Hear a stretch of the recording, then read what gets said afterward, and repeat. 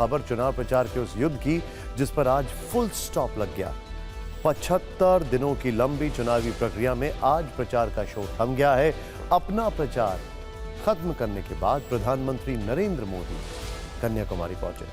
सबसे पहले उन्होंने भगवती अम्मन मंदिर जाकर पूजा की। दक्षिण भारतीय पारंपरिक वस्त्र में वो हाथ जोड़ते हुए मंदिर के अंदर नजर आए। प्रधानमंत्री को विधिवत पूजा कराई गई। वो शाम की आरती में शामिल हुए। पीएम ने मंदिर की परिक्रमा की। पुजारियों ने उन्हें अंग वस्त्रम दिया। उनको देवी मां की एक तस्वीर भी भेंट की गई। पूजा पाठ के बाद प्रधानमंत्री मोदी एक बोट से विवेकानंद रॉक मेमोरियल के ध्यान मंडपम पहुंचे। यहां वो 1 जून की शाम तक ध्यान लगाएंगे। ये वही जगह है जहां स्वामी विवेकानंद ने तप किया था। ध्यान मंडपम में उन्होंने विवेकानंद और रामकृष्ण परमहंस के सामने हाथ जोड़े, फूल चढ़ाए। अब से कुछ देर पहले प्रधानमंत्री मोदी यहां ध्यान साधना के लिए बैठ चुके हैं।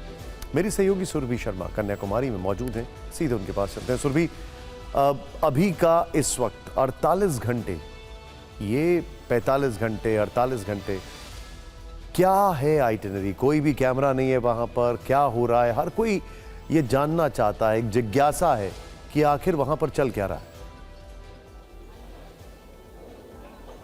ध्यान साधना है और जितना गहरा ये समुद्र है, इसके रहस्य हैं, उसी रहस्य के तहत ये समझ लीजिए कि अंदर की तस्वीरें जब तक सामने नहीं आती तो कुछ भी नहीं पता लग पाएगा निशांत। क्योंकि ध्यान साधना की जिस तरीके से मैं लगातार यहाँ पर बात कर रही हूँ, तो प्रधानमंत्री अब सीधा 1 जून दोपहर का वक्त होगा जब इस ध्यान मंडपम से बाहर आएंगे। और यही वजह है कि इस चुनावी उत्सव के दौरान, चुनावी शोर के दौरान, चुनाव प्रचार के बाद प्रधानमंत्री ने ये समय चुना जब वो यहाँ पर आए हैं। और भारत के इस आखिरी छोर पर हम ये कह सकते हैं कि सदर्न टिप पर इंडिया के उन्होंने ये जगह चुनी है मेडिटेट करने के लिए निशांत। और क्योंकि ये मेडिटेशन है, ध्यान साधना है, इसलिए प्रधानमंत्री की आइटनरी की अगर आप बात करते हैं तो उस आइटनरी के तहत सिर्फ 31 मई का दिन पूरा विश्राम का लिखा है, यानी ध्यान साधना का लिखा है। क्योंकि आज शाम 6:30 बजे से हमने देखा जब प्रधानमंत्री ने इस विवेकानंद रॉक मेमोरियल में प्रवेश किया। और अब वो तस्वीर हमारे सामने आएगी 1 जून दोपहर 3 बजे की, जब प्रधानमंत्री इसी मेमोरियल से बाहर निकलते हुए सीधा आगे जाएंगे तिरुवल्लुर की प्रतिमा पर और उस पर माल्यार्पण करने के बाद ही उनकी ये पूरा मेडिटेशन सेशन जो है, जो पूरा ध्यान साधना है, इसकी पूरी प्रक्रिया उसी के तहत दोपहर 1 जून को 3 बजे का वक्त होगा निशांत, जब खत्म होगी। आपकी वहाँ पे लोगों से बातचीत हुई होगी, वहाँ पर जो आम नागरिक हैं उनसे आपकी बातचीत हुई होगी, क्या कहना है उन सबका? निशांत, वो इस बात को बहुत ज़्यादा एडमायर भी कर रहे हैं, अप्रिशिएट भी कर रहे हैं, ये कहते हुए कि भले ही इस पूरे मामले पर जितनी मर्जी पॉलिटिक्स हो, लेकिन वो इस बात को देखते हुए इंस्पायर इसलिए हो रहे हैं और अप्रिशिएट इसलिए कर रहे हैं कि वो प्रधानमंत्री हैं, देश के प्रधान हैं। और जिस तरीके से वो स्पिरिचुअल कनेक्ट बनाने की कोशिश करते हैं, भारत में कहीं पर भी प्रधानमंत्री जाए वो हर जगह पर एक स्पिरिचुअल कनेक्ट बनाने की कोशिश करते हैं। और भारत में दूर दूर से यहीं पर लोग जो आए, दर्शन करने के लिए आए थे, वो इस बात से निराश नहीं कि प्रधानमंत्री की मौजूदगी की वजह से वो यहाँ अंदर जाकर दर्शन नहीं कर पाए, बल्कि वो इस बात से ज़्यादा खुश थे कि एक पल दो काज कि यहाँ पर आए, एक ऐसे ऐतिहासिक जगह पर आए जिसको वो दिखाना चाहते थे अपने बच्चों को भी। और वो इस बात को लेकर भी जिक्र कर रहे थे कि बुजुर्ग हो या बच्चे, सभी पीएम को देखते हुए इंस्पायर होते हैं कि किस तरीके से वो एक स्पिरिचुअल कनेक्ट बनाने की कोशिश करते हैं। शुक्रिया सुरभि, शुक्रिया। इस सब के बीच में प्रधानमंत्री नरेंद्र मोदी के कन्याकुमारी दौरे की खबर जिस दिन आई उसी दिन से इस पर सियासत, पॉलिटिक्स शुरू हो गई है। विपक्ष इसे पीएम के प्रचार का पैतरा बता रहा है। कांग्रेस ने इसकी शिकायत चुनाव आयोग से की है। विपक्ष का सवाल यह है कि जब देश में चुनाव चल रहा है, 1 जून को आखिरी चरण की वोटिंग है, तब पीएम का ऐसा करना आचार संहिता का उल्लंघन है। विपक्ष के सवाल पर बीजेपी ने पलटवार भी किया।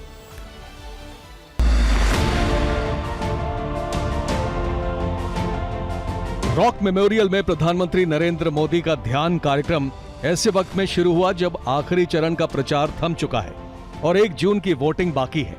कांग्रेस इस पर सवाल उठा रही है तो बीजेपी इसे विपक्ष की हताशा बता रही है। सिर्फ विवेकानंद के इस पे जाके बैठने से या समंदर में डुबकी मारने से या गंगा में डुबकी मारने से ये ज्ञान नहीं आता, इसको पढ़ना भी पड़ता है, सोचना भी पड़ता है। सनातन धर्म का ये साधना ही सब कुछ है। ये कांग्रेस पार्टी हार मान चुकी है, इसीलिए ऐसा पहल कर रही है। प्रधानमंत्री जिस जगह ध्यान कर रहे हैं वहीं पर विवेकानंद ने तप किया था। 1 जून को पश्चिम बंगाल में 9 सीटों पर मतदान है और बंगाल स्वामी विवेकानंद की जन्मस्थली है। ममता बनर्जी ने पीएम के ध्यान पर क्या कहा, ये सुनिए।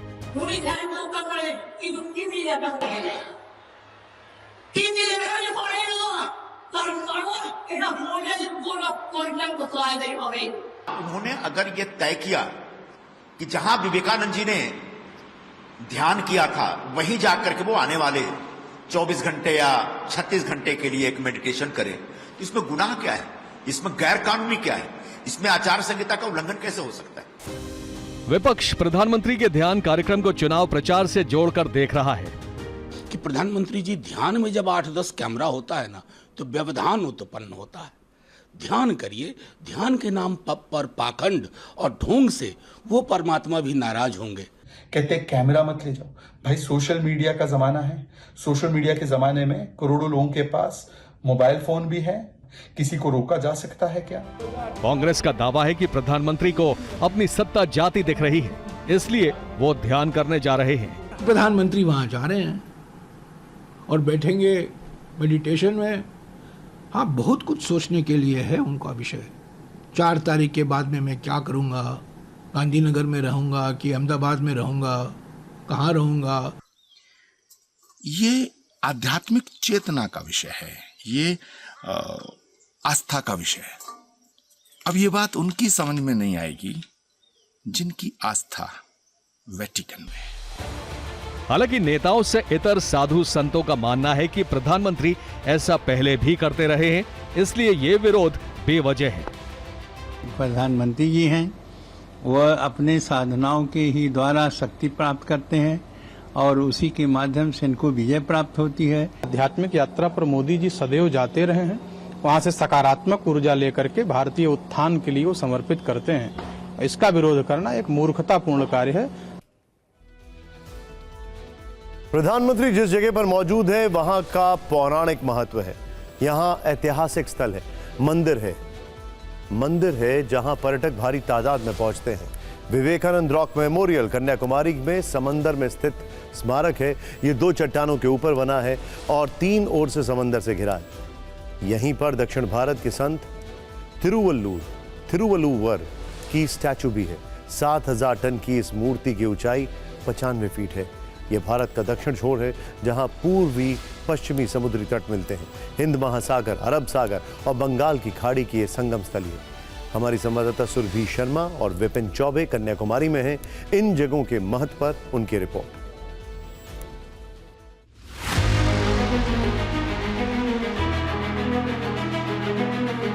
पीएम मोदी जिस विवेकानंद रॉक मेमोरियल पर हैं, ये वही जगह है जहां 132 साल पहले शिकागो जाने से पहले स्वामी विवेकानंद तैर कर पहुंचे थे।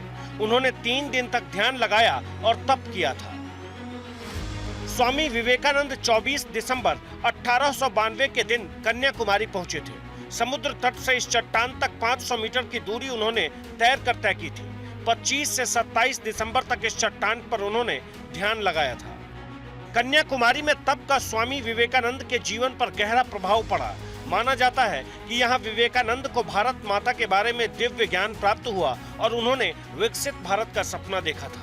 स्वामी विवेकानंद के ज्ञान से ना जाने दुनिया में कितने लोगों को मार्गदर्शन प्राप्त हुआ है और जिस जगह पर स्वामी विवेकानंद ने ध्यान लगाया उसी की खासियत के बारे में आज हम आपको बता रहे हैं और दिखा रहे हैं, क्योंकि 1893 में विश्व धर्म सभा में शामिल होने से पहले विवेकानंद तमिलनाडु के कन्याकुमारी इसी जगह पर आए थे और समंदर के किनारे से लगभग 500 मीटर दूर पानी के बीच में ये जो एक विशाल शिला उन्हें दिखी, जहां तक वो तैर कर पहुंचे, यहीं पर वो ध्यान लगाने के लिए बैठ गए।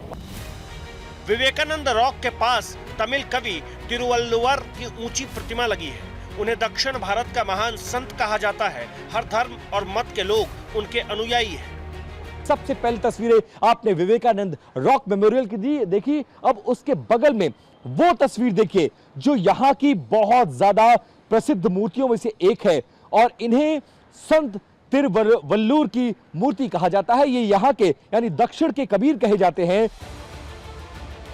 प्रधानमंत्री मोदी अपने कन्याकुमारी दौरे में भगवती अम्मन मंदिर गए। ये 108 शक्ति पीठों में एक है। ये मंदिर करीब 3000 साल पुराना है। ये मंदिर देवी कन्याकुमारी को समर्पित है, जिन्हें कुंवारी देवी कहा जाता है।